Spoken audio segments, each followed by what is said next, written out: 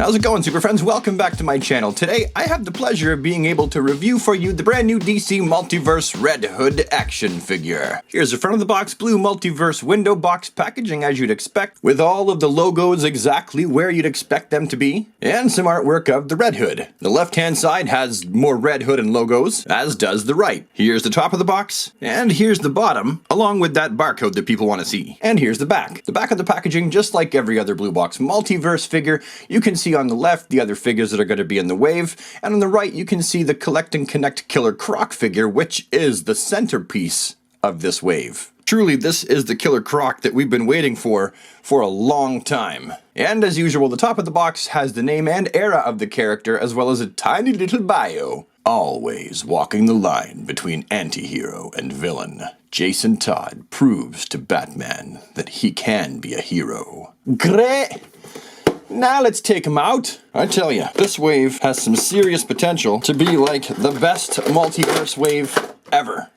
Like, they really are going out with a bang. Here's what you get. The right leg of the Collect and Connect Killer Croc, we'll put that off to the side. The Red Hood figure, a secondary Jason Todd head, him with the domino mask and not with the helmet, and 4 extra hands, 2 extra trigger finger hands, and 2 punchy hands.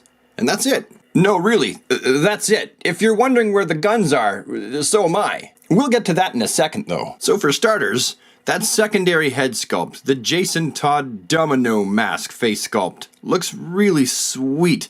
I can't really think of anything that I would have done differently on this to make it better. No complaints whatsoever with this head sculpt. And then the figure itself, it looks pretty good. There are definitely things about it that I would change, that I would have done differently. But I think as far as multiverse figures go, this definitely is one of the better ones. The paint applications on mine look pretty neat as well. Most of the paint seems to have gone where it's supposed to go, and there's not a lot of paint sloppage anywhere. Now, this Red Hood figure has an absolute dump truck load of newly sculpted detail in comparison to some of the multiverse figures we've gotten in the past. The shins with their shin guards and the feet, the boots, that's all brand new sculpted detail. Even the bottom, they've gone as far to sculpt the bottom of his treads there, so this is all brand new. Then you've got his jacket, his leather jacket, and I believe the jacket is newly sculpted detail. Maybe not the sleeves, but definitely the jacket itself. Yep, bringing the ray out and comparing the sleeves even.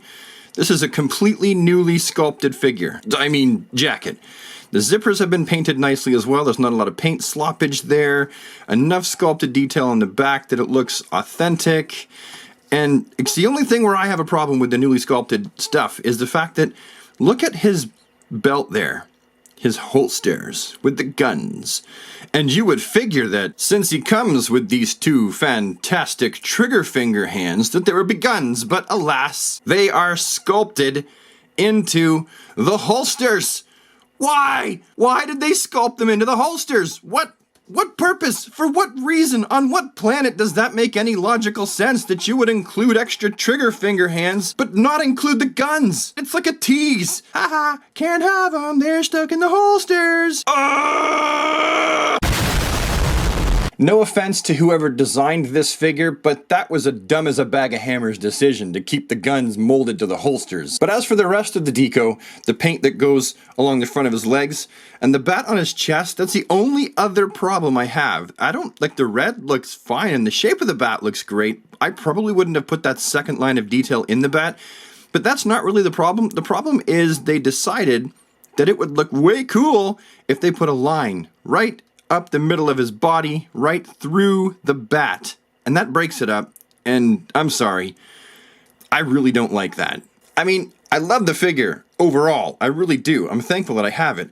I just feel like that was a really bad decision. We know it would have looked fantastic without that stupid line going up the middle because we can see it here. And finally, we come to the face sculpt. Many people have sold their custom face sculpts on eBay trying to capture that classic Red Hood look.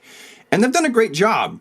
But now, here we have one that's actually been sculpted and sold on a Red Hood figure, and I would never want to go and buy one somewhere else because this looks good enough for me. Sculpt and paint quality look fantastic. Although, if I am being honest, when you combine the fact that the jacket's collar goes up so high, and then the fact that the head sculpt sits kind of low down on the peg there, you end up with almost no neck. Like if I balance his head just on top of the peg, I end up with a neck.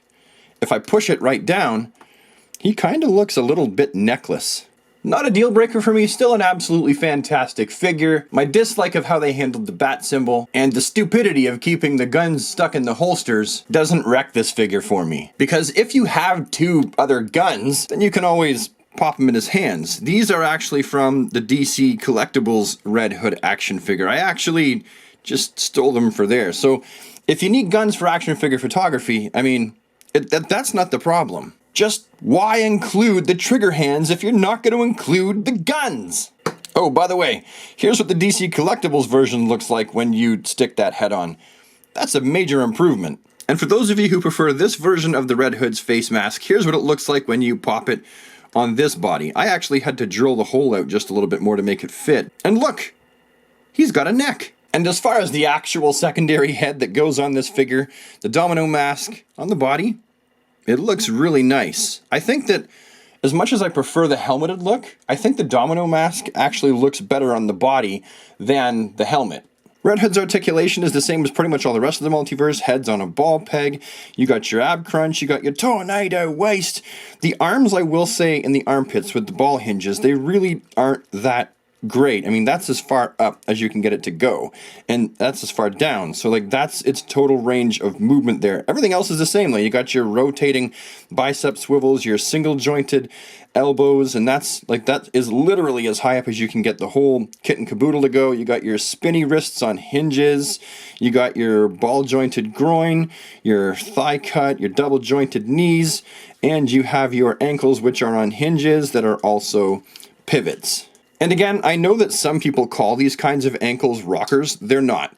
They're pivots. They pivot. They turn. Ankles that rock just rock side to side. For a comparison, I brought in the DC Collectibles Arkham Knight Red Hood, as well as the DC Collectibles New 52 Red Hood. And let's not forget the Mattel Signature Collection Red Hood. So my final thoughts on this multiverse Red Hood figure, I would say I gotta give him about an 8.5 out of 10. I can't give him any more than that on account of the fact that the stupid guns have been stupid molded into the stupid holsters. And for some reason, as mentioned, they decided to break up the nice red bat on his chest with a zipper line or something like that. I think that that is very unfortunate. And the arm articulation at the shoulders is quite pitiful. But those things aside, in spite of those things, I think in general, this is a very good Red Hood figure, and if you're a Red Hood fan and a Bat Family fan, you should absolutely pick this guy up and not pass on him. Actually, this is a whole great wave. Just buy the wave and be done with it. Anyway, those are my ideas, thoughts, and opinions. Hopefully you found them useful. If you have, that's wonderful. Please leave a like on the video so I know I've done something right. If you want to see more from my channel show up in your inbox, you can always become a super friend today and join the DC squad by hitting the subscribe button. And please, don't be afraid to leave your opinions and comments and observations down in the comments section below. That's what the comment section's there for. And with that, I will see you with the next one, super friends. Have a DC day, everybody. Take care.